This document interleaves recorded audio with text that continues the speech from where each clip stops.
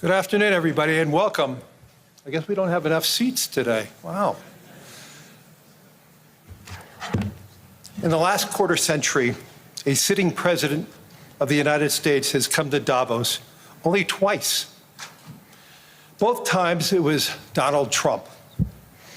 So when I asked to serve in this new role that I have, he was one of the first leaders I called and invited to return. I first met the president about 25 years ago, but I worked most closely with him during the early months of COVID. This was March 2020. Markets were under extreme stress. Some economists were warning we could be headed towards a second Great Depression. What stood out to me during the extraordinary period was a president's willingness to bring together people from governments, from business, across institutions, across perspective, to think differently, and importantly, to act decisively. That instinct to act, especially in pivotal moments, is one reason I think he values the World Economic Forum. It is a unique institution that brings together the largest combination of government officials, business leaders, technology leaders, civil society and NGO leaders anywhere in the world for a genuine dialogue, and particularly importantly this year. Thankfully, this group is meeting under better economic circumstances than during the pandemic, but once again, we're facing very serious different economic conditions around the world. One of the central challenges that is impacting me is how capitalism can benefit more, and how can we broaden our global economy for greater and greater participation.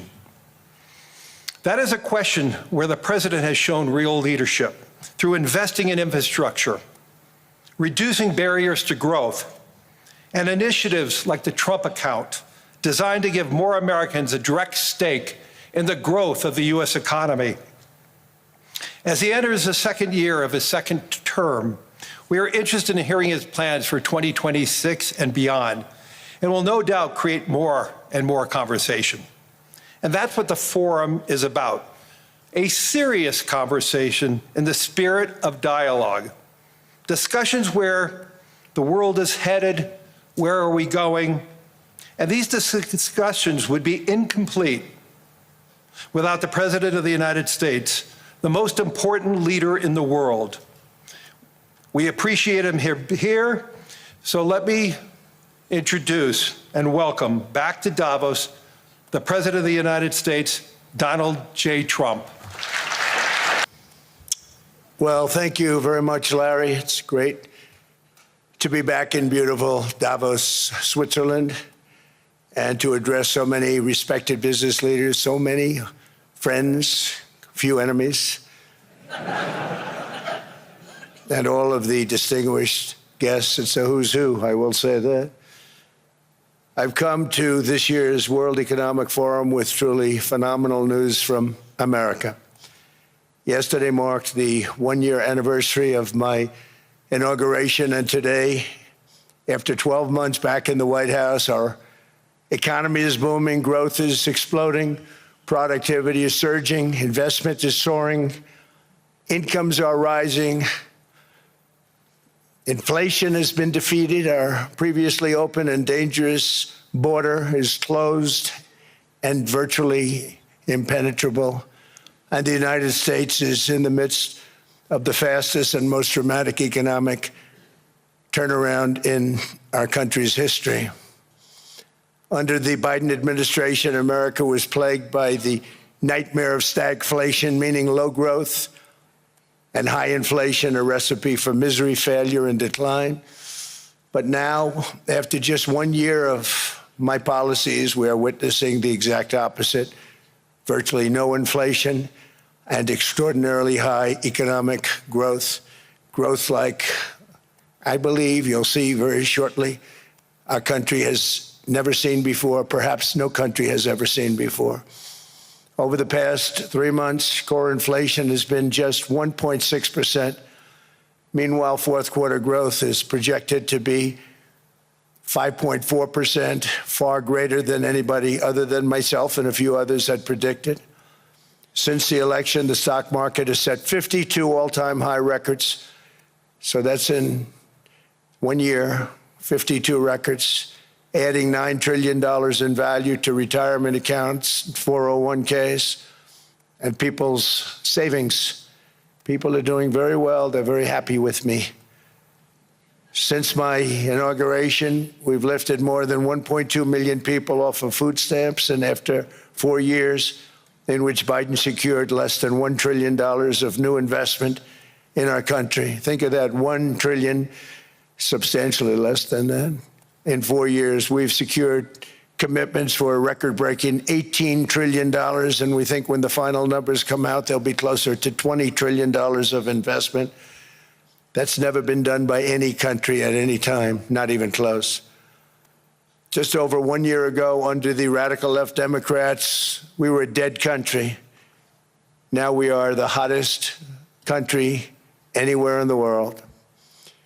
In fact, the United States economy is on pace to grow at double the rate that was projected by the IMF just last April.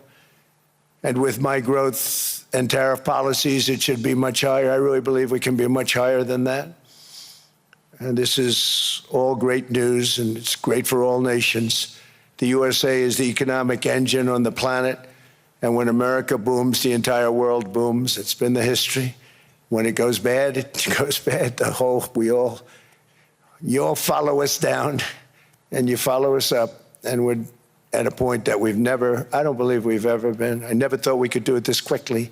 My biggest surprise is I thought it would take more than a year, maybe like a year and 1 month.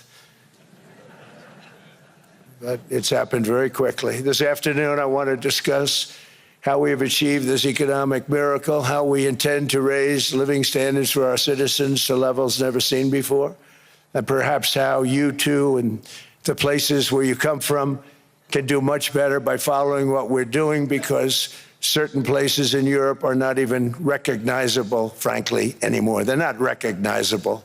And we can argue about it, but there's no argument. Friends come back from different places. I don't want to insult anybody and say I don't recognize it. And that's not in a positive way. That's in a very negative way. And I love Europe, and I want to see Europe go good. But it's not heading in the right direction. In recent decades, it became conventional wisdom in Washington and European capitals that the only way to grow a modern Western economy was through ever-increasing government spending, unchecked mass migration, and endless foreign imports.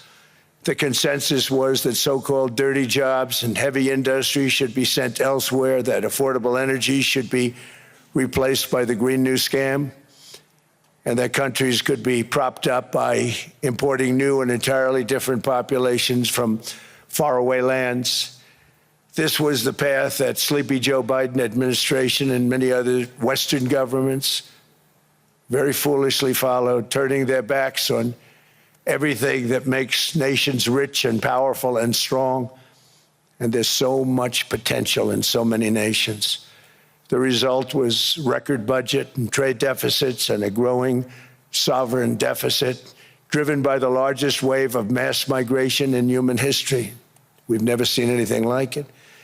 Quite frankly, many parts of our world are being destroyed before our very eyes, and the leaders don't even understand what's happening. And the ones that do understand aren't doing anything about it. Virtually all of the so-called experts predicted my plans to end this failed model would trigger a global recession and runaway inflation. But we have proven them wrong. It's actually just the opposite. In 1 year, our agenda has produced a transformation like America has not seen in over 100 years. Instead of closing down energy plants, we're opening them up. Instead of building ineffective, money-losing windmills, we're taking them down and not approving any. Instead of empowering bureaucrats, we're firing them.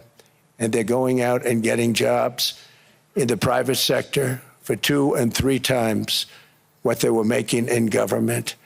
So they started off hating me when we fired them, and now they love me. Instead of raising taxes on domestic producers, we're lowering them and raising tariffs on foreign nations to pay for the damage that they've caused. In 12 months, we have removed over 270,000 bureaucrats from the federal payrolls, the largest single-year reduction in government employment since the end of World War II. Nobody thought that was coming, but we had no choice. To make a country great, you can't have all federal jobs. We've cut federal spending by $100 billion and slashed the federal budget deficit by 27% in the single year. It's going to go down quite a bit more from that, driving inflation way down from the record highs of the Biden administration. Every month, they went up and up and up. I promised to cut 10 old regulations for every single new regulation. But instead, I've cut, actually, till this point, 129 regulations for every 1 new regulation approved. So every time they come in with a new regulation, we do at least 10, but so far it's averaging out to 129, if you can believe it. In July, we passed the largest tax cuts in American history, including no tax on tips, no tax on overtime, no tax on Social Security for our great seniors. We also provided 100% expensing, that's the one they like, and bonus depreciation for all new equipment and capital investments to help companies expand and shift production to America. They are so in love with that. They build a plant, they're able to deduct it immediately, the whole thing, rather than waiting 38 to 41 years in the old days. This is a miracle taking place. Nobody thought it would ever be done by any country, but it's done by us. It was what made my first term the most successful 4-year term that we've ever had from a financial standpoint. And now we've upped it. This is a 10-year program, not a 1-year program, but you're allowed to deduct everything in 1 year. It used to be 38 to 41 years. With tariffs, we've radically reduced our ballooning trade deficit, which was the largest in world history. We were losing more than $1 trillion every single year, and it was just wasted. It was going to waste. But in 1 year, I slashed our monthly trade deficit by a staggering 77%, and all of this with no inflation, something everyone said could not be done. There were a couple of brilliant people that actually thought I was doing the right thing. I thought I was doing the right thing. Now they all think I'm doing the right thing because they can't believe the numbers. American exports are now up by more than $150 billion. Domestic steel production is up by 300,000 tons a month, and it's doubling over the next 4 months. It's doubling and tripling, and we have steel plants being built all over the country. Nobody thought they'd see that. Factory construction is up by 41%. And that number is really going to skyrocket right now because that's during a process that they're putting in to get their approvals, and we've given very, very quick, fast approvals. In the process, we've made historic trade deals with partners covering 40% of all U.S. trade. Some of the greatest companies and countries in the world. We have countries as our partner, too. The European nations, Japan, South Korea. They're our partners. They've gone into massive deals with us, especially on oil and gas. And these agreements raise growth and cause stock markets to boom, not only in the U.S., but virtually every country that came to make a deal, because, as you've learned, when the United States goes up, you follow. It's really become a staple. In America, I've stopped the nation-wrecking energy policies that drive up prices while sending jobs and factories to the world's worst polluters. They are indeed polluters. Under sleepy Joe Biden, new domestic oil and gas leases fell by 95%. Think of that. Then they wonder, why was gasoline going up so fast? The gasoline actually topped $5 a gallon, and some places $7 a gallon, and more than 100 major power plants were violently shut down by incompetent people that had no idea what the hell they were doing. Under my leadership, U.S. natural gas production is at an all-time high by far. U.S. oil production is up by 730,000 barrels a day, and last week we picked up 50 million barrels from Venezuela alone. Venezuela has been an amazing place for so many years, but then they went bad with their policies. 20 years ago, it was a great country, and now it's got problems, but we're helping them. And those 50 million barrels, we're going to be splitting up with them, and they'll be making more money than they've made in a long time. Venezuela is going to do fantastically well. We appreciate all of the cooperation we've been giving. We've been giving great cooperation. Once the attack ended, and they said, let's make a deal. More people should do that. But Venezuela is going to make more money in the next 6 months than they've made in the last 20 years. Every major oil company is coming in with us. It's amazing. It's a beautiful thing to see. The leadership of the country has been very good. They've been very, very smart. The price of gasoline is now below $2.50 a gallon in many states, $2.30 a gallon in most states, and we'll soon be averaging less than $2 a gallon. In many places, it's already down even lower, $1.95 a gallon. Numerous states are at $1.99, numbers that nobody has heard for years. Actually, since my last administration, we got it down to around those numbers. I've signed an order directing and approval of many new nuclear reactors. We're going heavy into nuclear. I was not a big fan because I didn't like the risk, the danger, but they have the progress they've made with nuclear is unbelievable, and the safety progress they've made is incredible. We're very much into the world of nuclear energy, and we can have it now at good prices and very, very safe. And we're leading the world in AI by a lot. We're leading China by a lot. I think President Xi respects what we've done, in part because I've allowed these big companies building these massive buildings to build their own electric capacity. They're building their own power plants, which when added up is more than any country anywhere in the world is doing. I read recently an article in the Wall Street Journal that China's creating so much energy, and they are. You got to hand it to them. But we're creating as much or more, and we're letting them do that. I'm very proud of it. It was my idea. I said, you can't create this much energy. We needed more than double the energy currently in the country just to take care of the AI plants. And I said, we can't do that. We have an old grid system. And I came up with the idea, you know, you people are brilliant. You have a lot of money. Let's see what you can do. You can build your own electric generating plants. And they looked at me. They didn't believe me. All of the names that are, I think, in the room right now, if you want to know the truth, they didn't believe it. And I said, no, you can't. They came back 2 weeks and they didn't have the plant. They said, we thought you were kidding. I said, no, not only am I not kidding, you're going to have your approvals within 2 weeks. I always say nuclear will take 3 weeks. But most aren't going that. They're going oil and gas. They're even going coal in some cases. Because of my landslide election victory, the United States avoided the catastrophic energy collapse which befell every European nation that pursued the Green New Scam, perhaps the greatest hoax in history. The Green New Scam, windmills all over the place, destroy your land, destroy your land. Every time that goes around, you lose $1,000. You're supposed to make money with energy, not lose money. Here in Europe, we've seen the fate that the radical left tried to impose on America. They tried very hard. Germany now generates 22% less electricity than it did in 2017. And it's not the current chancellor's fault. He's solving the problem. He's going to do a great job. But what they did before he got there, I guess that's why he got there. And electricity prices are 64% higher.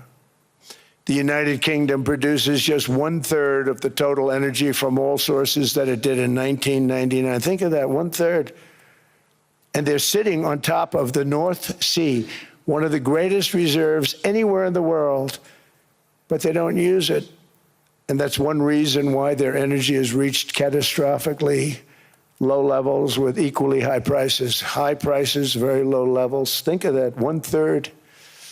And you're sitting on top of the North Sea, and they like to say, well, you know, that's depleted. It's not depleted. It's got 500 years. They haven't even found the oil. The North Sea is incredible. They don't let anybody drill. Environmentally, they don't let them drill. They make it impossible for the oil companies to go. They take 92% of the revenues. So the oil companies say, we can't do it. They came to see me. Is there anything you can do? I want Europe to do great. I want UK to do great. They're sitting on one of the greatest energy sources in the world, and they don't use it. In fact, their electricity prices have soared 139%. There are windmills all over Europe. There are windmills all over the place, and they are losers. One thing I've noticed is that the more windmills a country has, the more money that country loses, and the worse that country is doing. China makes almost all of the windmills, and yet I haven't been able to find any wind farms in China. Did you ever think of that? It's a good way of looking at it. They're smart. China's very smart. They make them, they sell them for a fortune. They sell them to the stupid people that buy them, but they don't use them themselves. They put up a couple of big wind farms, but they don't use them. They just put them up to show people what they could look like. They don't spin. They don't do anything. They use a thing called coal, mostly. But China goes with the coal. They go with oil and gas. They're starting to look at nuclear a little bit, and they're doing just fine. They make a fortune selling the windmills, though, and I think really that's one that they wouldn't be surprised if it stopped. They are shocked that it continues to go. They're very friendly with me. They're shocked that people continue to buy those damn things. They killed the birds. They ruin your landscapes. Other than that, I think they're fabulous, by the way. Stupid people buy them. The consequences of such destructive policies have been stark, including lower economic growth, lower standards of living, lower birth rates, more socially disruptive migration, more vulnerability to hostile foreign adversaries, and much, much smaller militaries. The United States cares greatly about the people of Europe. We really do. I mean, look, I am derived from Europe. Scotland and Germany, 100% Scotland, my mother, 100% German, my father. And we believe deeply in the bonds we share with Europe as a civilization. I want to see it do great. That's why issues like energy, trade, immigration, and economic growth must be central concerns to anyone who wants to see a strong and united West, because Europe and those countries have to do their thing. They have to get out of the culture that they've created over the last 10 years. It's horrible what they're doing to themselves. They're destroying themselves. These beautiful, beautiful places. We want strong allies, not seriously weakened ones. We want Europe to be strong. Ultimately, these are matters of national security, and perhaps no current issue makes the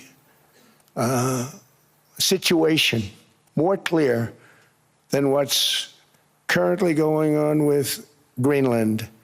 Would you like me to say a few words of Greenland? I was going to leave it out of the speech, but I think I would have been reviewed very negatively. I have tremendous respect for both the people of Greenland and the people of Denmark, tremendous respect. But every NATO ally has an obligation to be able to defend their own territory. And the fact is, no nation or group of nations is in any position to be able to secure Greenland other than the United States. We're a great power, much greater than people even understand. I think they found that out 2 weeks ago in Venezuela. We saw this in World War II, when Denmark fell to Germany after just 6 hours of fighting. and was totally unable to defend either itself or Greenland. So the United States was then compelled, we did it, we felt an obligation to do it, to send our own forces to hold the Greenland territory, and hold it we did at great cost and expense. They didn't have a chance of getting on it, and they tried. Denmark knows that. We literally set up bases on Greenland for Denmark. We fought for Denmark. We weren't fighting for anyone else. We were fighting to save it for Denmark. Big, beautiful piece of ice. It's hard to call it land. It's a big piece of ice. But we saved Greenland and successfully prevented our enemies from gaining a foothold in our hemisphere. So we did it for ourselves also. And then after the war, which we won it big. Without us, right now you'd all be speaking German and a little Japanese, perhaps. After the war, we gave Greenland back to Denmark. How stupid were we to do that? But we did it. But we gave it back. But how ungrateful are they now? So now our country and the world face much greater risks than it did ever before because of missiles, because of nuclear, because of weapons of warfare that I can't even talk about. 2 weeks ago, they saw weapons that nobody ever heard of. They weren't able to fire one shot at us. They said, what happened? Everything was discombobulated. They said, we've got them in our sights. Press the trigger, and nothing happened. No anti-aircraft missiles went up. There was one that went up about 30 feet and crashed down right next to the people that sent it. They said, what the hell is going on? Those defensive systems were made by Russia and by China. So they're going to go back to the drawing boards, I guess. Greenland is a vast, almost entirely uninhabited and undeveloped territory. It's sitting undefended in a key strategic location between the United States, Russia, and China. That's exactly where it is, right smack in the middle. Wasn't important nearly when we gave it back. You know, when we gave it back, it wasn't the same as it is now. It's not important for any other reason, you know, everyone talks about the minerals. There's so many places. There's no rare earth, no such thing as rare earth. There's rare processing, but there's so much rare earth. And this, to get to this rare earth, you got to go through hundreds of feet of ice. That's not the reason we need it. We need it for strategic national security and international security. This enormous unsecured island is actually part of North America, on the northern frontier of the Western Hemisphere. That's our territory. It is therefore a core national security interest of the United States of America. And in fact, it's been our policy for hundreds of years to prevent outside threats from entering our hemisphere, and we've done it very successfully. We've never been stronger than we are now. That's why American presidents have sought to purchase Greenland for nearly 2 centuries. You know, for 2 centuries they've been trying to do it. They should have kept it after World War II, but they had a different president. That's all right. People think differently. Much more necessary now than it was at that time, however. In 2019, Denmark said that they would spend over $200 million to strengthen Greenland's defenses. But as you know, they spent less than 1% of that amount. 1%. There's no sign of Denmark there. And I say that with great respect for Denmark, whose people I love, whose leaders are very good. It's the United States alone that can protect this giant mass of land, this giant piece of ice, develop it and improve it and make it so that it's good for Europe and safe for Europe and good for us. And that's the reason I'm seeking immediate negotiations to once again discuss the acquisition of Greenland by the United States, just as we have acquired many other territories throughout our history, as many of the European nations have. They've acquired, there's nothing wrong with it. Many of them, some went in reverse, actually, if you look. Some had great, vast wealth, great, vast lands all over the world. They went in reverse. They're stuck back where they started. That happens too. but some grow. But this would not be a threat to NATO. This would greatly enhance the security of the entire alliance, the NATO alliance. The United States is treated very unfairly by NATO. I want to tell you that. And when you think about it, nobody can dispute it. We give so much and we get so little in return.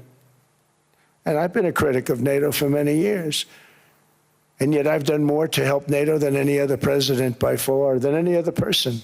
You wouldn't have NATO if I didn't get involved in my first term. The war with Ukraine is an example. We are thousands of miles away, separated by a giant ocean. It's a war that should have never started, and it wouldn't have started if the 2020 U.S. presidential election weren't rigged. It was a rigged election. Everybody now knows that. They found out. People will soon be prosecuted for what they did. It's probably breaking news, but it should be. It was a rigged election. You can't have rigged elections. You need strong borders, strong elections, and ideally a good press. I always say it. Strong borders, strong elections, free, fair elections, and a fair media. The media is terrible. It's very crooked. It's very biased, terrible. But someday it'll straighten out because it's losing all credibility. Think of it, when I went in a landslide, a giant landslide, won all 7 swing states, won the popular vote, won everything, and I only get negative press. That means that it has no credibility. And if they're going to get credibility, they're going to have to be fair. So you need a fair press. But you also need those other elements. And I inherited a terrible, terrible situation. If you look, the border was open, the inflation was raging, everything was bad with the United States when I came into office. But I also inherited a mess with Ukraine and Russia, something that would have never happened. And I know Putin very well. He and I would discuss Ukraine. It was the apple of his eye, but he wasn't going to do anything. I said, Vladimir, you're not doing it. He would never have done it. It was terrible what happened. I could see it happening, too. After I left, I could see it happening. Biden had given Ukraine and NATO $350 billion, a staggering sum, $350 billion. I came in, and just like the southern border, just like inflation, just like our economy, I said, wow, this place is in trouble, meaning our country. All of these things were out of control. But the border was out of control. We fixed it with the strongest border anywhere in the world. And I've now been working on this war for 1 year, during which time I settled 8 other wars. India, Pakistan. I settled other wars that were Vladimir Putin called me, Armenia, Azerbaijan. He said, I can't believe you settled that one. They were going on for 35 years. I settled it in 1 day. And President Putin called me. He said, you know, I can't believe I've worked on that war for 10 years trying to settle it. I couldn't do it. I said, do me a favor, focus on settling your war. Don't worry about that one. What does the United States get out of all of this work, all of this money, other than death, destruction, and massive amounts of cash going to people who don't appreciate what we do? They don't appreciate what we do. I'm talking about NATO, I'm talking about Europe. They have to work on Ukraine. We don't. The United States is very far away. We have a big, beautiful ocean separating us. We have nothing to do with it. Until I came along, NATO was only supposed to pay 2% of GDP, but they weren't paying. Most of the countries weren't paying anything. The United States was paying for virtually 100% of NATO. And I got that stopped. I said, that's not fair. But then, more importantly, I got NATO to pay 5%, and now they were paying, and now they are paying. So something nobody said was possible. They said, we will never go up higher than 2%. But they went to 5%, and now they're paying the 5. They didn't pay the 2, and now they're paying the 5. And they're stronger for it, and they have an excellent, by the way, Secretary General, who's possibly in the room. Mark, are you here? Yes, he's here. Hello, Mark. We never ask for anything. and we never got anything. We probably won't get anything unless I decide to use excessive strength and force where we would be, frankly, unstoppable. But I won't do that. Okay? Now everyone's saying, oh, good. That's probably the biggest statement I made, because people thought I would use force. I don't have to use force. I don't want to use force. I won't use force. All the United States is asking for is a place called Greenland, where we already had it as a trustee, but respectfully returned it back to Denmark not long ago after we defeated the Germans, the Japanese, the Italians, and others in World War II. We gave it back to them. We were a powerful force then, but we are a much more powerful force now after I rebuilt the military in my first term and continue to do so today. We have a budget of $1.5 trillion. We're bringing back battleships. The battleship is 100 times more powerful than the great battleships you saw in World War II, those great, big, gorgeous ships, the Missouri, the Iowa, the Alabama. Because I thought maybe we could take them out of mothballs. They said, no, sir, these ships are 100, think of that, 100 times more powerful than those big, magnificent pieces of art that you saw so many times ago, that you still see on television. You say, wow, what a force. 100 times, each ship 100 times more powerful than the big battleships of the past. So that was the end of the mothball story. So what we have gotten out of NATO is nothing except to protect Europe from the Soviet Union and now Russia. I mean, we've helped them for so many years. We've never gotten anything, except we pay for NATO. And we paid for many years until I came along. We paid for, in my opinion, 100% of NATO because they weren't paying their bills. And all we're asking for is to get Greenland, including right title and ownership, because you need the ownership to defend it. You can't defend it on a lease. Number one, legally it's not defensible that way, totally. And number two, psychologically, who the hell wants to defend a license agreement or a lease, which is a large piece of ice in the middle of the ocean where if there is a war, much of the action will take place on that piece of ice. Think of it. Those missiles would be flying right over the center of that piece of ice. All we want from Denmark for national and international security and to keep our very energetic and dangerous potential enemies at bay is this land on which we're going to build the greatest golden dome ever built. We're building a golden dome that's going to, just by its very nature, going to be defending Canada. Canada gets a lot of freebies from us, by the way. They should be grateful also, but they're not. I watched your Prime Minister yesterday. He wasn't so grateful. But they should be grateful to us. Canada lives because of the United States. Remember that, Mark, the next time you make your statements.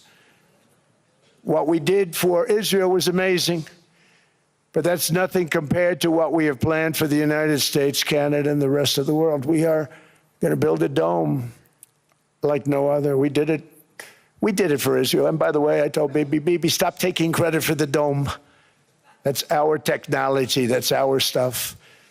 But they had a lot of courage, and they were good fighters, and they did a good job, and we wiped out the Iran nuclear threat like nobody can believe. Nobody's ever seen anything like it.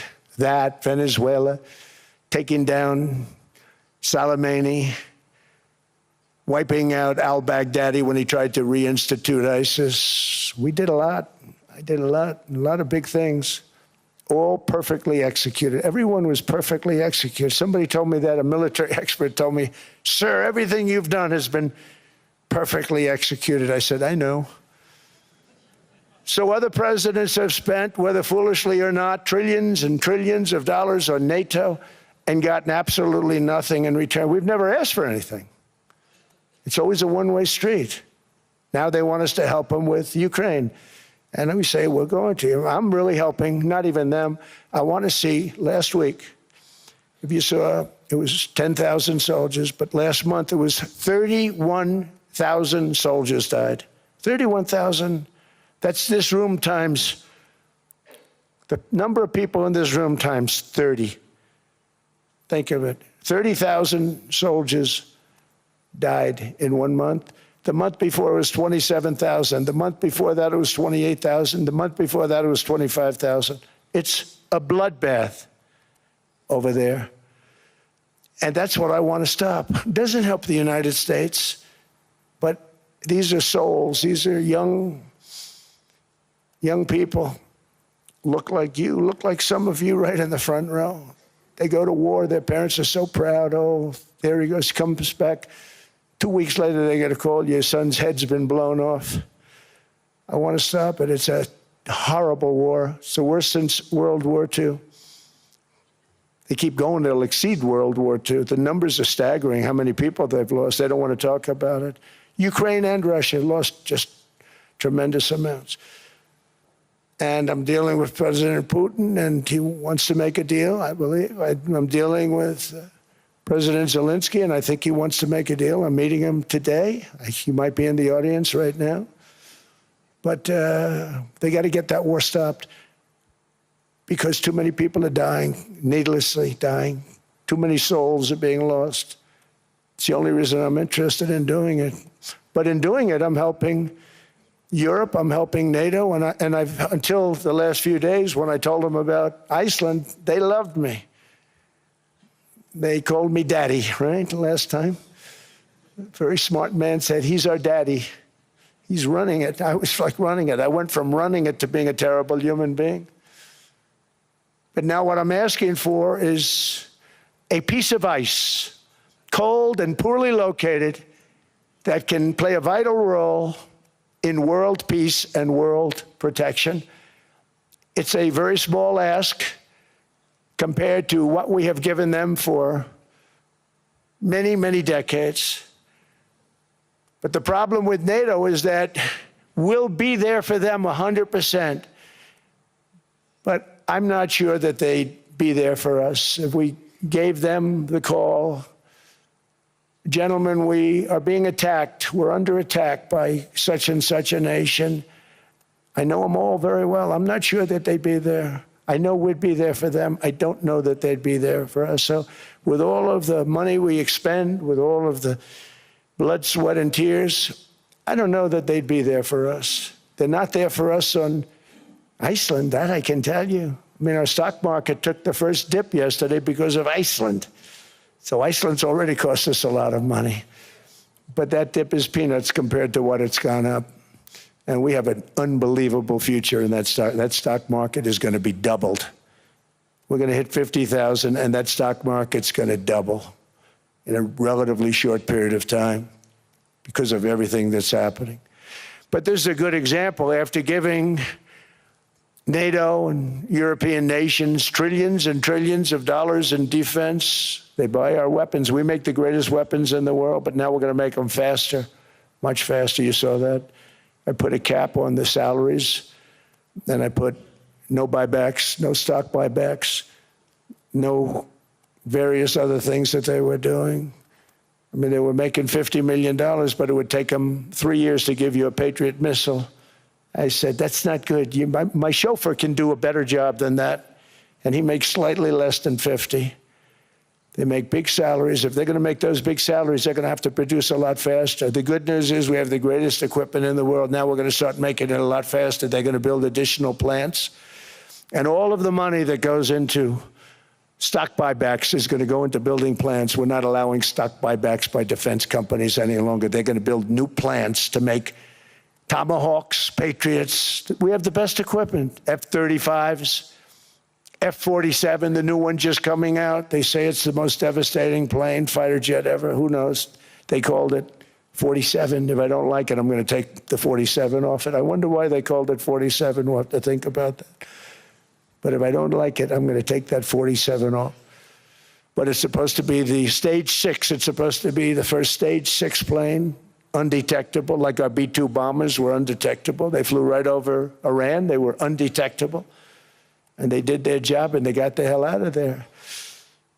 So we want a piece of ice for world protection, and they won't give it. We've never asked for anything else, and we could have kept that piece of land, and we didn't. So they have a choice. You can say yes, and we will be very appreciative, or you can say no, and we will remember. A strong and secure America means a strong NATO, and that's one reason why I'm working every day to ensure our military is very powerful, our borders are very strong, and above all, our economy is strong because national security requires economic security and economic prosperity, and we have the greatest that we've ever had. Biden and his allies destroyed our economy and gave us perhaps the worst inflation in American history. They say 48 years, I say forever, but I think 48 years is the equivalent to forever.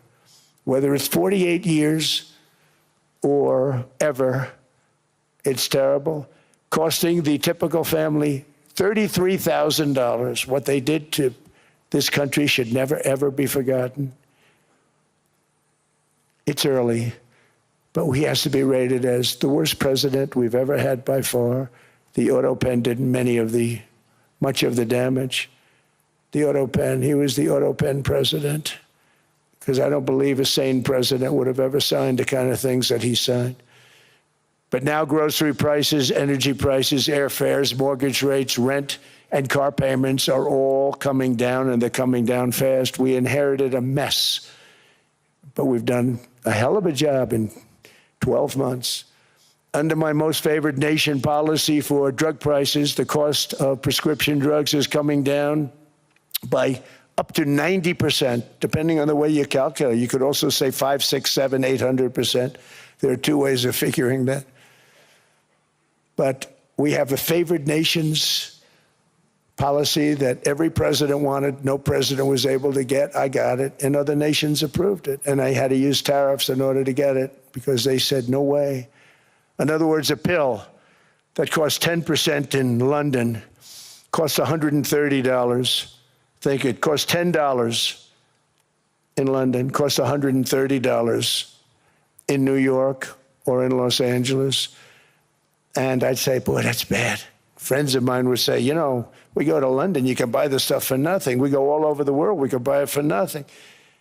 Because basically America was subsidizing every nation in the world because presidents allowed them to get away with it. It became very tough. So when I called up Emmanuel Macron, I watched him yesterday with those beautiful sunglasses. What the hell happened? But I watched him sort of be tough. But he was at $10 for a pill. And I said, Emmanuel, and I have all the big pharmaceutical companies are in total agreement. It wasn't easy, by the way. They're tough, smart. They've been getting away with the scam for a long time. But they gave it up. But they said, you'll never get the countries to approve it. I said, why is that? Because they won't. They always said, we're not paying any more. Get the rest for the United States. So over the years, they stayed the same. We just went up, up, up. And I mean, we would pay 13, 14, 15 times more than certain countries would. So I said, no, they'll approve it 100%. Sir, you'll never get them to approve it. I said, I guarantee you. But I actually started with Emmanuel, who probably is in the room too. And I like him. I actually like him. Hard to believe, isn't it? And I said, Emmanuel, you're going to have to lift the price of that pill to $20, maybe $30. Think of that. That means it's a doubling of prescription drugs. Might be a tripling, might be a quadrupling. It's not easy. No, no, no, Donald, I will not do that. I said, yes, you will, 100%. He said, no, no, no. You're asking me to double. I said, Emmanuel, you've been taking advantage of the United States for 30 years with prescription drugs. You really should do it, and you will do it. I have no doubt. In fact, I am 100% sure you're going to. No, no, no, I will not do it. Because yes, in all fairness to him, he has to double or triple. Because the world being a bigger place than the United States, it's not that you meet in the middle. You just have to go up some, and we come down a lot. They go up a little, we come down a lot. So we're at $130, they're at 10. So they may have to go to 20 or 30. No more than that. I said, Emmanuel, you're going to be doubling or tripling? No, no, no. I said, here's the story, Emmanuel. The answer is you're going to do it, you're going to do it fast. And if you don't, I'm putting a 25% tariff on everything that you sell into the United States and a 100% tariff on your wines and champagnes. And that's about 10 times more than what I'm requesting. And you're going to do it. I don't want to go public with it, but you may make me do that. No, no, Donald, I will do it. I will do it. It took me, on average, 3 minutes a country, saying the same thing. You will do it. They all said, no, no, no, I will not do it. You're asking me to double the cost of prescription. I said, that's right, because you've been screwing us for 30 years. And they said, we will not do it. I said, that's all right. On Monday morning, we're putting a 25, 30, 50. I gave different numbers for different countries. This is also national security we're talking about. Not fair. We're not going to subsidize the whole world. And every one of those countries have agreed to do it. So one of the biggest things that I've done is the fact that we have now most favored nation. We will pay whatever the lowest price is in the entire world. So our drug prices are going to be coming down by staggering 90%. Again, you could say 1,000%, 2,000%. Depends on the way you want to figure it, but we'll go with the way the fake news likes it better because it sounds, can you imagine a 90% reduction sounds much worse. But drug prices are going to be coming down tremendously in all the nations, and I appreciate them doing it, but they did it. In all fairness, without tariffs, I wouldn't have been able to get it done. After declining $3,000 under Biden, real incomes are up in the United States by $2,000, $3,000, and even $5,000 and more. Home ownership has always been a symbol of health and vigor of American society, but that goal fell out of reach for millions and millions of people in the Biden era because interest rates went up so high. Today, I'm taking action to bring back this bedrock of the American dream.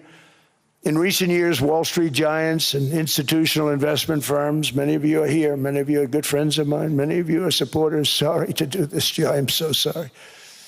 But you've driven up housing prices by purchasing hundreds of thousands of single-family homes, and it's been a great investment for them. Often as much as 10% of houses on the market. You know, the crazy thing is a person can't get depreciation on a house, but when a corporation buys it, they get depreciation. Okay, that's something we're going to have to think about, too. I don't know if too many people think about that. You buy a corporation, they buy 500 houses, they buy hundreds of thousands, they buy 500 houses, they can take depreciation. A person sweats and works and buys one house, they can't.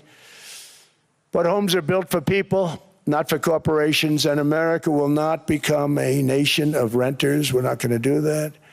That's why I have signed an executive order banning large institutional investors from buying single-family homes. It's just not fair to the public. They're not able to buy a house. And I'm calling on Congress to pass that ban into permanent law, and I think they will. One of the biggest barriers to saving for a down payment has been surging credit card debt. The profit margin for credit card companies now exceeds 50%, one of the biggest. And they charge Americans interest rates of 28%, 30%, 31%, 32%. Whatever happened to usury? So to help our citizens recover from the Biden disaster, all caused by this horrible precedent, I'm asking Congress to cap credit card interest rates at 10% for 1 year. And this will help millions of Americans save for a home. They have no idea they're paying 28%. They go out there a little late in their payment and they end up losing their house. It's terrible. To unleash innovation in savings and financing, I'm also working to ensure America remains the crypto capital of the world.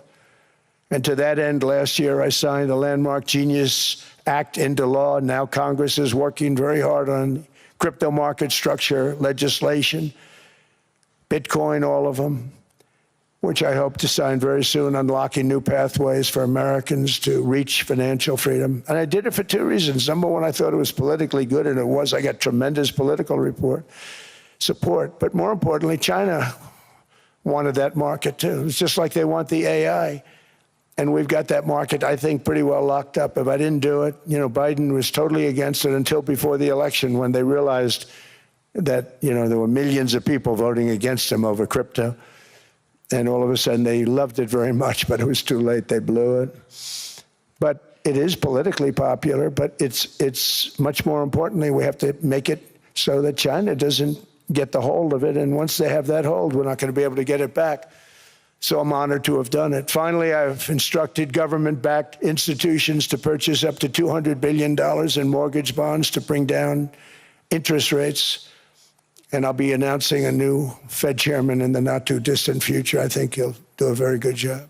See, I gave away some of it. He did give that away. So we have something, got something, but somebody that's very respected. They're all respected. They're all great. Everyone that I interviewed is great. Everyone could do, I think, a fantastic job. Problem is they change once they get the job. They do. They're saying everything I want to hear, and then they get the job. They're locked in for 6 years. They get the job, and all of a sudden, let's raise rates a little bit. I call them, sir, we'd rather not talk about this. It's amazing how people change once they have the job, but it's too bad.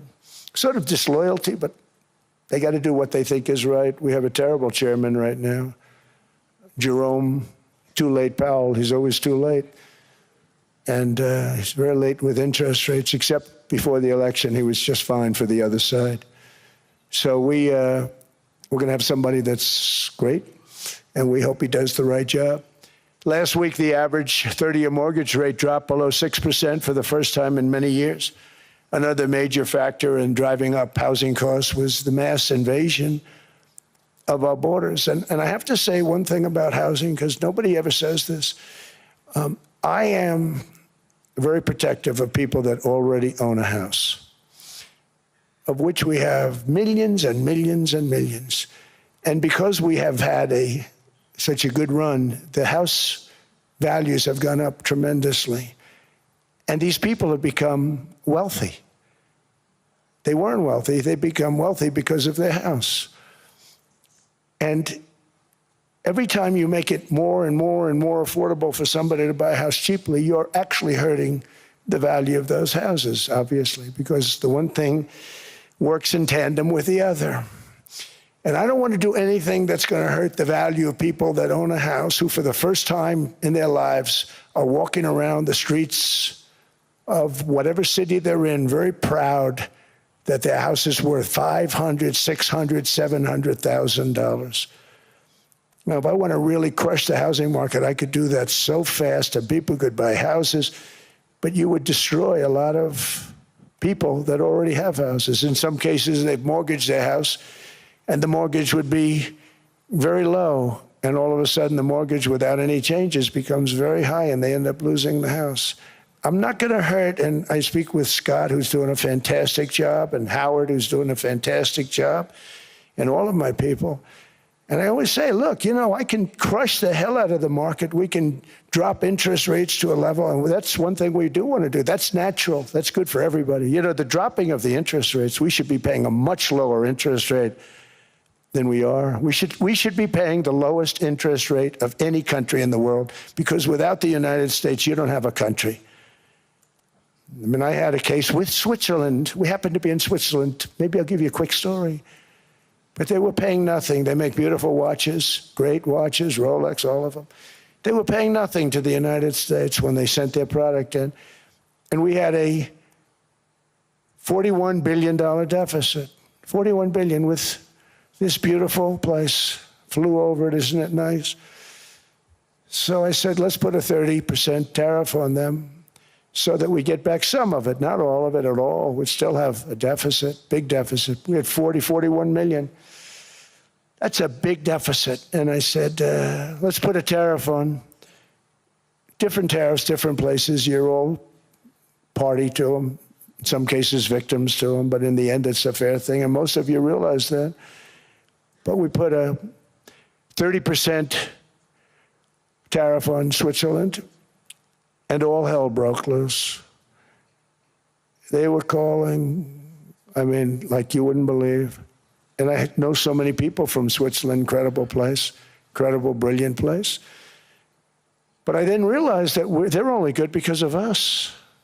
And there's so many other examples. I mean, us, probably other places, but a majority of the money they make is because of us, because we never charged them anything. So they come in, they sell their watches, no tariffs, no nothing. They walk away, they make $41 billion on just us. So I said, no, we can't do that. So I'm going to bring it up. I still would have a deficit pretty substantial, but I brought it up to 30%. And I guess Prime Minister, I don't think President, I think Prime Minister called a woman, and she was very repetitive.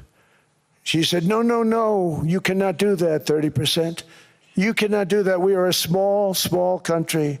I said, yeah, but you have a big, big deficit. You may be small, but you have a bigger deficit than big countries. He said, no, no, no, please, you cannot do it. Kept saying the same thing over and over. We are a small country. I said, but you're a big country in terms of, and she just rubbed me the wrong way, I'll be honest with you. And I said, all right, thank you, ma'am, appreciate it. Do not do this. Thank you very much, ma'am. And I made it 39%. And then all hell really broke out. And I was paid visits by everybody. Rolex came to see me. They all came to see me. But I realized, and I reduced it, because I don't want to hurt people. I don't want to hurt them. And we brought it down to a, lower level. Doesn't mean it's not going up, but we brought it down to a lower level. But they pay now, tariff. But I realized that we have many places like that where they're making a fortune because of the United States. Without the United States, they wouldn't be making anything. Think of it. Switzerland made $41 billion on us. And as she said, it's a small place. And I realized with that, I don't know, it was so, because she was so aggressive. And I realized in that conversation that the United States is keeping the whole world afloat. Many places, I could give you 6, 7 places just in the people in this little area. I know every one of them. They're looking down. They don't want to see me. They don't want to stare me in the eyes. But they're taking advantage of, everybody took advantage of the United States. But I've been very fair, and I gave them a tariff, and it was fine. But I realized that without us, it's not Switzerland anymore. Without us, it's not any of the countries that are represented here. And we want to work with the countries. We want to work with them. We're not looking to destroy them. I could have said 39, 40%. I could have said I want a 70% tariff, then we make money with Switzerland. But Switzerland would have been probably destroyed, financially destroyed. I don't want to do that. But we should be paying the lowest interest rate of everybody. I hope Scott's listening to this, because we should be paying the lowest interest rate of everybody. Without us, most of the countries don't even work. And then you have the protection factor. Without our military, which is the greatest in the world by far, without our military, you have threats that you wouldn't believe. You wouldn't believe. You don't have threats because of us, and that's because of NATO. One other thing, and I have to say it so importantly, in the old days, and I used to say I'm the youngest in the room. Now I'm among the older. I hate to say it. I don't feel old, but I'm among the older. But I remember not long ago, 20, 25 years ago, when good news came out about, let's say, the United States. The United States had a great quarter. The United States had a great month. All the stocks went up. And that's the way it's supposed to be. Now when they say the United States had a record quarter, it's unbelievable how well it's doing, all the stocks crash because they say, oh no, inflation, they're going to raise interest rates. And they do. Some of these stupid people like Powell, they raise interest rates. And what they do is they stop you from being successful. It used to be when we had a great quarter, a great month, great earnings, great anything, any good news, the stock market went up. That's the way it's going to be. We got to do that again, because that's the way it should be. Now when we have a great month, they want to kill it. Like we did over 5%. People were surprised. We should do 20%. We could do 25%. When we announce good numbers, and the reason is they're so petrified of inflation. And growth doesn't mean inflation. We've had tremendous growth with very low inflation. In fact, growth can fight inflation, proper growth. So we want to get back to the days when we announce great numbers, because we're going to be announcing phenomenal. You know, all these factories that are being built at record, thousands of businesses are being built right now. Remember, $18 trillion is invested. I think the second number is 3. And that was China many years ago. Investments in the country from outside. 18 trillion, nobody's ever seen. And that's money coming in and building things, factories. Thousands of businesses are being built, thousands. Hundreds of big factories, car plants are moving back to the United States. They're coming in from Canada, they're coming in from Mexico, from Japan. Japan's coming in and building plants here in order to avoid tariffs. They're coming in from China. They're coming in from all over the world. We have more plants being built now, car plants, than we've ever had built, even in the heyday from the 1940s and 50s. And they're bigger. They don't use renovations anymore where they take an old plant, they rip it down, they build a brand new plant, super modern plant. But it's happening at levels that nobody's ever seen. In 2024, the U.S. built less than 2 million new homes, but Biden admitted more than 8 million new migrants.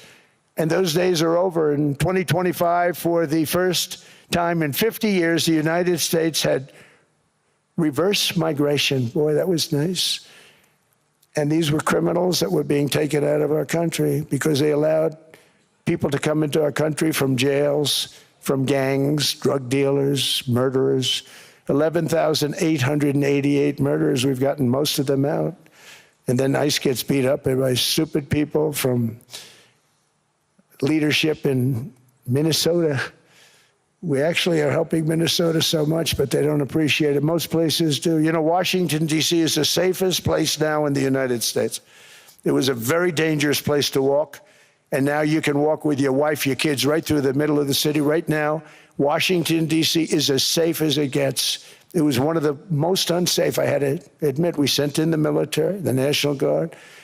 Within 2 months, it was great. Within 3 months, it's like a really great place and a safe place and a beautiful place. It's even been cleaned up. The graffiti's gone. The fences are gone. We don't have to worry about fences anymore. All of the places, the grasses are cut and replaced with new grass in many cases. It's all going to happen in the spring. But Washington and D.C. is beautiful again, and it's safe. New restaurants are opening up. They were all closing. Now you can't get into a restaurant. Restaurants in Washington, D.C. are all opening. Memphis also, Memphis, Tennessee, New Orleans, Louisiana. We're there for 3 weeks. We've cut the crime down by 64%. Within another month, we'll have virtually no crime there. We can do that all over. We're going to help the people in California. We want to have no crime. I know Gavin was here. I used to get along so great with Gavin when I was president. Gavin's a good guy. And we're going to, if he needed it, I would do it in a heartbeat. I'd love to see.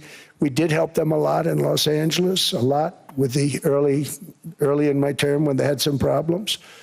But we would love to do it. I will say this, if I were a Democrat governor or whatever, I would call up Trump. I'd say, come on in, make us look good.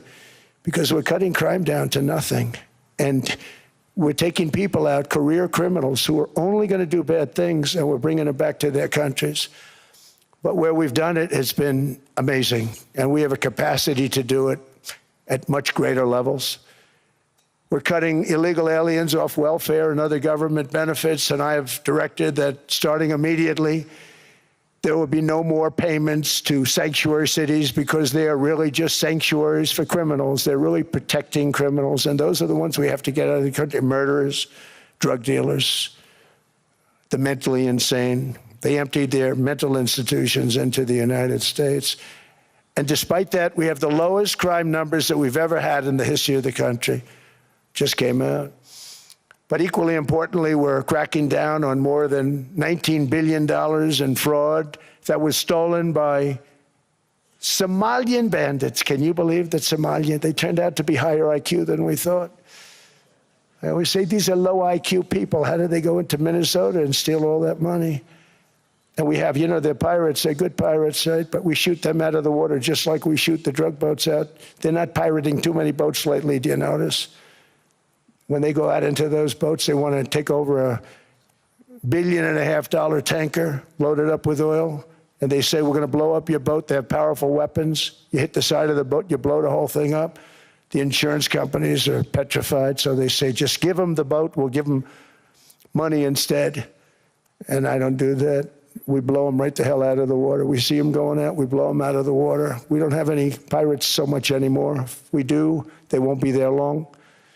We've cut down with the hitting of the boats that are loaded up with drugs, including submarines. Can you believe they actually buy small, they call them mini subs, very fast. They're meant for drugs. We've knocked out 2 of them. The Democrats say they were fishing. You have ruined somebody's fishing weekend, I would say. A submarine is not a fishing boat. You don't fish. But we've knocked down drugs by water, the oceans, the sea, by 97.2%. Think of that. And I actually say, who the hell are the 3%? Because I would not want to be piloting one of those boats. We knocked them down, and now we're going to start on land. We're going to knock it all out. The land is the easy part. What we did on sea is incredible, and that's our great military. The situation in Minnesota reminds us that the West cannot mass import foreign cultures which have failed to ever build a successful society of their own. I mean, we're taking people from Somalia, and Somalia is a failed, it's not a nation. Got no government, got no police, got no military, got no nothing. And then we have this fake congressperson who they just reported is worth $30 million. You believe this? Ilhan Omar, talking about the Constitution provides me. She comes from a country that's not a country, and she's telling us how to run America. Not going to get away with it much longer, let me tell you. The explosion of prosperity and conclusion and progress that built the West did not come from our tax codes. It ultimately came from our very special culture. This is the precious inheritance that America and Europe have in common. We share it. We share it, but we have to keep it strong. We have to become stronger, more successful, and more prosperous than ever. We have to defend that culture and rediscover the spirit that lifted the West from the depths of the Dark Ages to the pinnacle of human achievement. We live in an incredible, changing period. It's an unbelievable time, but we have to take advantage of the time that we're in. In our hands are technologies that our ancestors could scarcely have. I mean, they couldn't have even dreamt some of the things that we see today. And so rapidly they're produced. I mean, AI, 2 years ago, nobody ever heard of the term, and now everybody's talking about it. And it can have some very good purpose. It could also have some dangerous purpose, and for that we have to watch out. But some tremendous things are happening because of it. And we're leading by so much. We're doing so well. But opportunities that are bigger and grander than ever before in human history are right before us. It is the pioneers in this room. Many of you in this room are true pioneers. You're truly brilliant people. Just your ability to get a ticket is brilliant because you have about 50 people for every seat. I don't know what, that's Larry. Everything Larry touches turns to gold. He made this very successful. But you're in this room, and some of you are the greatest leaders anywhere in the world. You're the greatest brains anywhere in the world. And the future is unlimited, and to a large part because of you, and we have to protect you, and we have to cherish you. I always say we have to cherish our brilliant people because there aren't many of them. So together with confidence, boldness, and persistence, let us lift up our people, grow our economies, defend our shared destiny, and build a future for our citizens that is more ambitious, more exciting, more inspiring, and greater than the world has ever seen. We're in a position to do things that nobody else has ever even thought of before. And many of the people in this room are the ones that are doing it. And I want to congratulate you, and I'm with you all the way. You can do things that nobody else can even think about. So I congratulate you on your tremendous success. And the United States is back, bigger, stronger, better than ever before. And I'll see you around. Thank you all very much. Thank you very much. This was supposed to be a nice fire chat, Mr. President. Yes, good. I got set up. No, I did know. You made the job for the moderator really easy. Thank you, Mr. President, for your speech. I do have a few follow-up questions, if it's okay. Sure. I don't think I should start with Greenland, maybe. I'll start with the economy. The U.S. economy is doing really, really well. But how to sustain this growth moving forward? Because there's always a recession looming around the corner. Well, you know, the one thing about economies and recessions is sometimes you get hit unexpectedly and there's nothing you can do about it. All brilliant people, but there's nothing. One example was COVID. We had an economy going at levels like nobody had ever seen my first 2.5, 3 years. And then I heard the word pandemic, not COVID. They came up with that name over a period of time. We won't get into that. But I heard the word pandemic.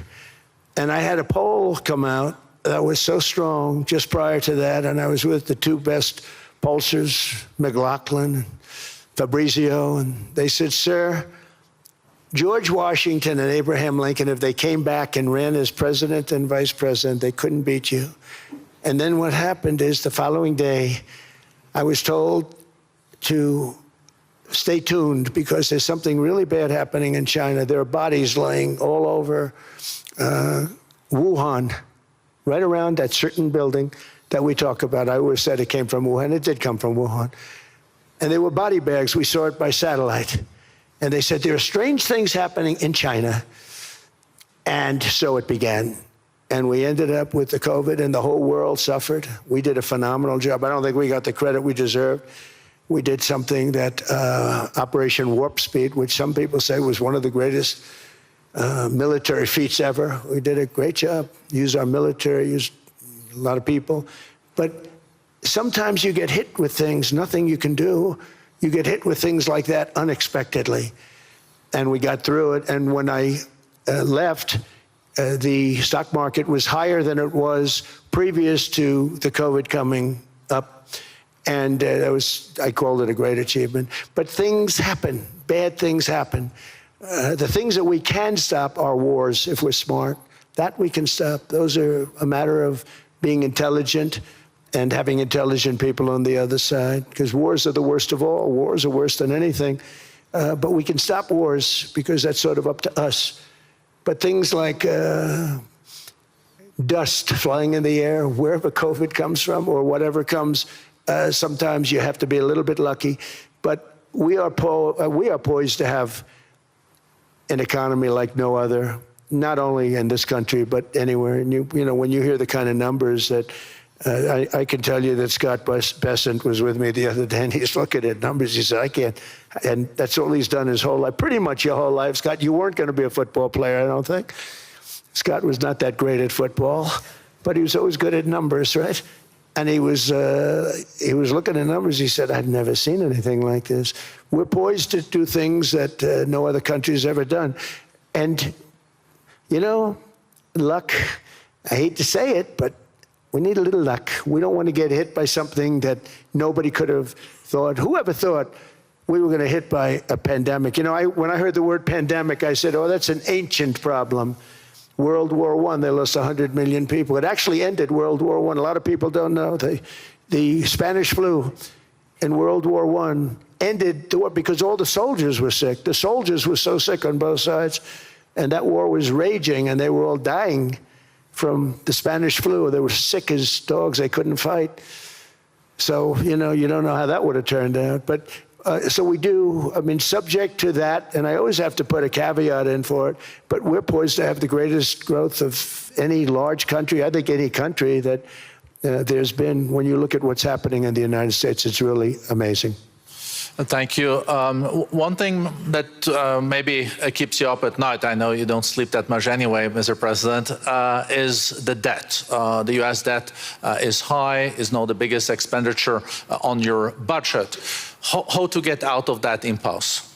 Well, the big thing is growth. I mean, growth is the way. If we grow like this, we go from having at $37 trillion, we go from having high debt to low debt. But we also are cutting expenses, you know, the old-fashioned way. We have extraordinary growth. I think we're going to be growing our way out. I think we're going to be paying off debt. We're taking in tremendous money from tariffs fairly. And again, I'm using them judiciously. You know, Switzerland's a case study. I could have gotten much more. I could have asked for much more. But we're using them judiciously. But I think growth, most importantly, and then cutting costs. Now, if you take a look at Minnesota, $19 billion in fraud and other things. People going to airports, they came into the country, they don't have 10 cents, and they're leaving with hundreds of thousands of cash in their bags. When we get to that, and our DOJ, Pam, and Todd, and all the people that work over there, and all of the people that work in here, I can tell you, Scott Bessent is working on that. It's a priority, right? You have your whole team. We're in there looking for where this money is coming from, how much it is. It could be more than $19 billion. Can you believe that? That's just one state. If we were able to cut out 50% of the fraud, 50%, and we should be able to do better than that, we would have a balanced budget without having to talk about even growth. So we have a lot of options, but we're working very hard on that. That's a big deal. It's not just the protests, the fake protests done by agitators and, you know, professional insurrectionists. That's what they are. They're professional troublemakers. But we are looking very strong at the money too in Minnesota and other places. I think, Mr. President, also the $500 billion invested in artificial intelligence and the frontier technologies last year also were driving growth exponentially in the U.S. Well, AI has been a big factor. AI is massive. I mean, Mark Zuckerberg showed me a plant where he put it over a map of Manhattan, and it was basically the size of Manhattan. This is not, I said, you got to be kidding. It's a plant that was miles long, miles wide, very high. I don't think it was high like the Empire State Building, but it was high. And it literally covered most of the island of Manhattan. That's called a big plant. And, you know, when I heard they're going to spend $50 billion building it, I said, what are they, you know, if you spend $50 million, you can build a nice little shopping center. If you spend $500 million, you can build a good shopping center. But how do you spend $50 billion? When I looked at this thing, I said, you think you'll be able to do it for that? It's amazing when, you know, some of the plants that I see, and I see them all. And again, so big is we're letting them build their own electric generation. This way we have no problem. And otherwise they'd be complaining. There'd be nobody able to, but you know, we have an old grid system. And not only that, they're going to sell at a very cheap price the excess electricity that they create back into our grid. So that'll solve some problems for certain states that don't have enough electricity. We also know that on the AI, there is fierce competition between the US as the largest economy in the world, 27% of the global GDP and 5% of the global population, not doing that badly, and China. And we know that that competition is very tough on AI. I know you're heading to a state visit to China in April. How do you see the US-China relationship moving forward? Are you able to combine this tough competition with also collaboration? So I've always had a very good relationship with President Xi and with President Putin. Talk about, you know, the larger powers. But I've always had a very good relationship with President Xi of China. He's an incredible man. What he's done is amazing. He's highly respected by everybody. And I do now. I mean, now I have good. It was very severely interrupted by COVID. I used to call it the China virus, but he said, do you think you could use a different name? And I decided to do that because why should we have a problem over that? But I would do that, and they You're would. a true diplomat, huh? I became a diplomat for the first time. Well, you know who taught me that? Marco Rubio. He said, let me teach you about diplomacy. Hey, any guy that gets approved by 100% of the votes, think of it, he got liberal Democrats and radical right Republicans to approve him. He's the only one. The next one was like lost 45 votes, right? But he got all 100 votes voting for him. And at first I wasn't happy about it. I said, wait a minute, I don't like that. And now it turns out that the Democrats probably wish they didn't do that. And Marco has been fantastic. Marco, stand up, please. You have done a great job as Secretary of State. He's going to go down as the best Secretary of State. And Scott, and we have Susie, who's the first female Chief of Staff, and she's the best Chief of Staff, too. And I see Howard Lutnick, who I know spoke. And Howard's fantastic. Some of the deals we're doing are great. And I want to pay particular attention because we have Chris. And Chris, you got up and spoke, I think. He's the #1 oil man in the world, because I was going to put Doug Burgum, who's fantastic. I don't know if Doug's here. Is Doug here? Doug Burgum is fantastic. He said, sir, there's one man better than me. And he introduced me to Chris. And he turns out to be. So we're drilling more oil and gas now than we ever have by almost double. Is that right, Chris? And on top of it, we got a lot coming out of Venezuela.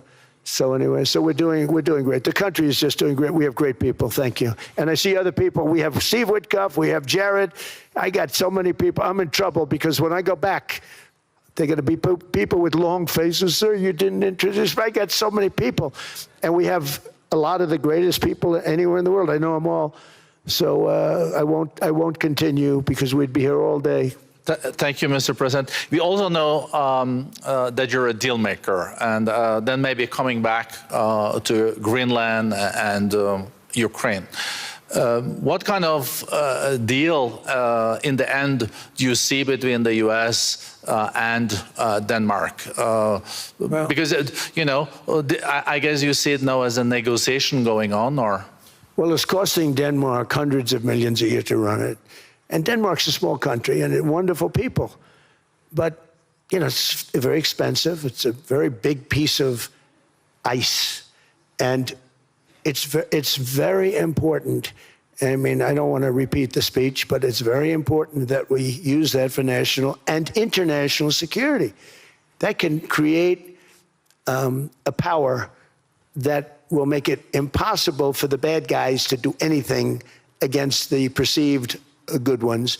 And it's a great block for Europe, just like, you know, Denmark was supposed to spend hundreds of millions of dollars. They didn't spend the money. They didn't spend anything, almost. And we'll see what happens. I just say this. NATO has treated the United States of America very unfairly. We never asked for anything. We never got anything. We actually took care of the needs of NATO for years and years, which I felt was always unfair. So I got NATO to pay because they're rich countries. But I think it's time that NATO step up. We're helping them with Ukraine. Without us, I think Putin would have gone all the way. I think we have it. I think that could have been a World War III, if you want to know the truth.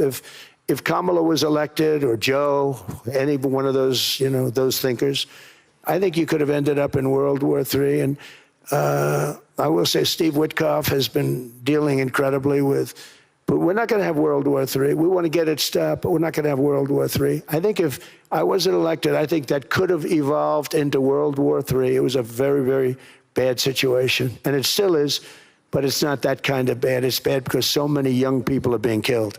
How close do you think there is on an agreement on Ukraine? I had the pleasure of speaking with Steve Witkoff and Jared Kushner yesterday. I know they're working hard on it. I know that they're also traveling now. Do you see this very close or still? Well, I hate to say it. I thought that was going to be, so I settled 8 wars plus. And I thought that was going to be one of my easier ones. Not the easiest. Some I settled in a matter of hours because I'm good at that stuff. You know, the United Nations should be doing this. I shouldn't be doing it, but it doesn't matter. It's got to get done, saving a lot of lives. We're saving millions of lives. With Ukraine, Russia, there's tremendous hatred between President Zelensky and President Putin. That's not good. That's not good for settlements. We know from dealing. There's abnormal hatred. With that being said, I think Russia wants to make a deal. I think Ukraine wants to make a deal. And we're going to try getting a deal done. We're getting, I think, Steve, I think I can say that we're reasonably close. But what happens is oftentimes we'll have a deal with Russia. Russia's set, and President Zelensky will not do it. You saw that when he was in the Oval Office. I was not happy. And then we'll have President Zelensky who wants to make a deal, and Putin doesn't want to make the deal. It's a very difficult balance, and it's big time, and it is, you know, to use a word, it's a bloodbath. It's horrible what's happening. It's a drone war. The drones are killing, you know, thousands of people a week, thousands. We have to get it stopped.